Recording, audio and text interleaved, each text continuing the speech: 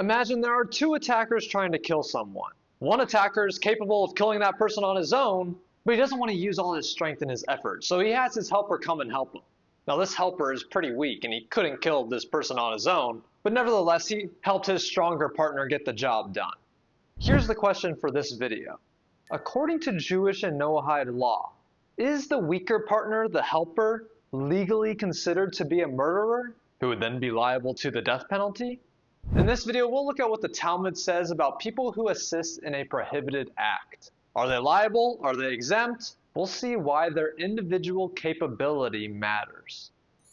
In the Talmud, Tractate Shabbat 93a, two people are performing one prohibited act on the Sabbath. Now the rules of the Sabbath are foreign to many of us non-Jews, so we will understand this principle in basic Noahide terms. Imagine two thieves are carrying a stolen mattress out of a store. The question is, how does Torah law assign responsibility to two people who commit a prohibited act together? Are both thieves fully liable, or maybe even neither, or maybe only one? To know the answers to these questions, let's take a familiar case. Let's imagine two people carrying a heavy grocery bag together. Let's imagine first that a strong adult is carrying this grocery bag while a child is helping him. The child is helping daddy carry the bag. Now the dad is fully capable of carrying this bag on his own, but the child is not. But to be fair, the child is still contributing some force, so he's helping his dad out a little bit. But who would we naturally attribute carrying the bag to? Most of us would naturally describe the dad as the one carrying the bag and the child as merely helping. In more legal terms, the dad is responsible for carrying the bag and the child really isn't. And the sages express this idea with the legal principle that a mere helper does not have independent legal significance. In other words, a mere helper, a mere assistant, is not considered as the one who performed the act. Since the capable person, the dad, could perform this act independently, then the act can be fully attributed to the dad. The child wasn't the one carrying the bag, the child only helped, so we wouldn't attribute carrying the bag to the child. But let's now change the facts. Suppose we have two children and no dad. Each child is not capable of carrying this heavy grocery bag on his own, but together they can. So now, who would we say is carrying the bag? We would typically say that both children are carrying the bag. Indeed, the bag was carried only because both of them acted together. And indeed, the act can be fully attributed to each of them. Finally, suppose that there are no children and two strong adults, two strong dads, carrying the bag together. Now, both of these dads could carry the bag alone, but it's a lot easier if they just help each other out, you know?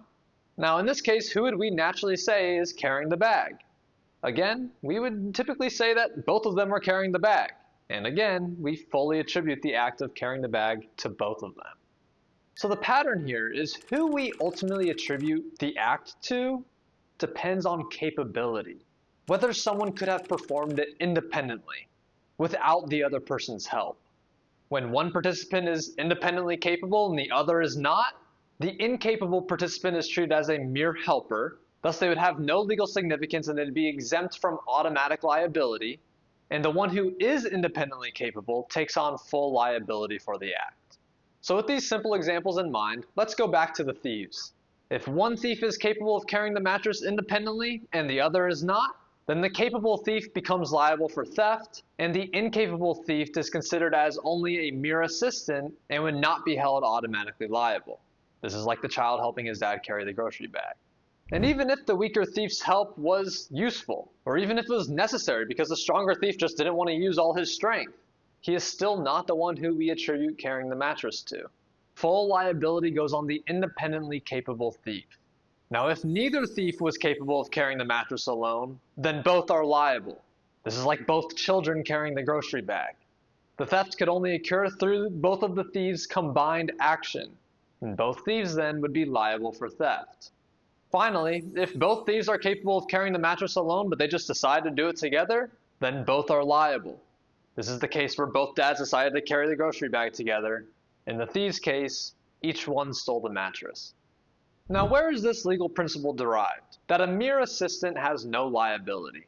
It seems to be passed down through Jewish tradition, and it really seems that the principle is definitely known through the answers to the scenarios that the sages bring. One example comes from the temple service. A priest was required to receive the sacrificial offering with his right hand. The sages then ask, What if the priest accepts the sacrificial offering with his right hand, but his left hand assists or supports his right hand? Does the offering become invalid because his left hand helped? And the answer is that no, it is still a valid offering, because the act is attributed to the right hand. The left hand merely assisted. Remember, a mere helper has no legal substance, and in this case, the left hand was a mere helper. Another example from temple service. A priest had to stand directly on the temple floor while performing the service. But what if one foot is on the temple floor and the other foot is resting on a stone, not on the temple floor? Does the service become invalid? Well, the sages say that we test it.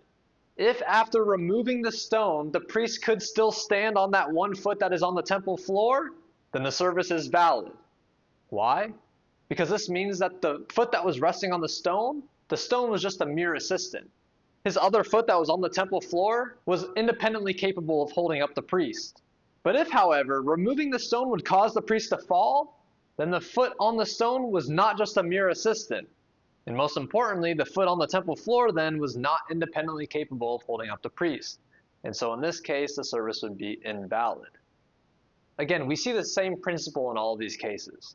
Torah law distinguishes between the primary performer of an act who is independently capable and someone or something that merely assists, that merely helps. The act is attributed to the one who's capable of performing it in this case. However, it gets a little more interesting when 3 or more people are involved in the act. The first case isn't so interesting. We can apply the same logic. If we have 3 thieves stealing the mattress and only one thief is capable and the other 2 are incapable independently of stealing the mattress, then the thief that is capable is held liable, and the 2 thieves that are incapable are labeled as mere assistants, not held automatically liable. But suppose the mattress requires that 2 people carry it. So in this case, each thief is not independently capable of carrying the mattress on his own. Now we've already gone over this case with 2 thieves. If the 2 thieves steal the mattress together, then both would be liable since their combined effort was necessary for the act. But now suppose that 3 thieves carry that same mattress together. Remember, no thief can carry this mattress alone, but any 2 of these thieves can. And since any 2 thieves can carry this mattress together, then a 3rd thief is technically unnecessary, who then becomes a mere helper, a mere assistant. So one of these thieves has to be a mere assistant, who then becomes the mere assistant. To answer this, let's consider each thief one at a time. If we remove the first thief, then the other 2 thieves could carry the mattress together. Therefore, the first thief can be viewed as the unnecessary 3rd participant, who then becomes a mere assistant and is then exempt from automatic liability. If instead we remove the 2nd thief, then the 1st and 3rd thief could both carry the mattress together, and thus this 2nd thief would be considered as the mere assistant, the 3rd participant who is unnecessary. If, however, we remove the 3rd thief, then still the first 2 thieves could still carry the mattress together, and this 3rd thief would be considered as a mere assistant. Therefore, each thief can be viewed as an unnecessary 3rd participant. And thus, since each thief can be viewed as a mere assistant, Torah law treats them each as a mere assistant. Thus, all 3 would be exempt from automatic capital liability. We see a similar Talmudic case of an animal standing on 4 legs, even though it can remain standing on only 3.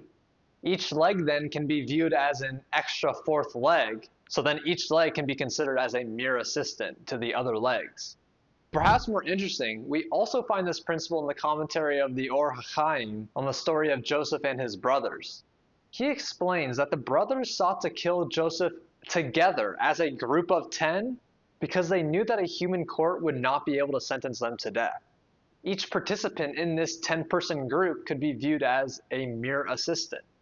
Of course, though, always keep in mind that all assistants to sin are always liable to God. And furthermore, if a court determines that extraordinary circumstances warrant punishment for this mere assistant, then it has the authority to do so. Let's now summarize the Torah principles that we've learned. If only one person commits the prohibited act, then that person is liable. If 2 people commit the prohibited act together, then we must consider individual capability. If the first person is capable of performing the act on his own, but the other is not, then the first person is liable, and the second person is merely an assistant and is therefore exempt. If both people are individually capable of performing the act, then both are liable. If neither person are capable of performing the act individually, but it can only be performed through their combined effort, then again, both are liable for the act. Now consider 3 or more participants. If one person is capable of performing the act on his own, but the others are not, then the first person is liable, and the others are mere assistants and are therefore exempt. If neither person is capable individually of performing this act on his own, then each person can be viewed as a mere assistant, and thus each person is exempt from capital punishment in a court. Again, though, always remember that God holds every person accountable for their actions, and if the circumstances require it, a court can decide to punish if it so chooses. This video is on assistance of sin. On this channel, we go into the entire Noahide legal system, which is the legal system of the future. So subscribe so you don't miss out. Thank you, as always, for watching.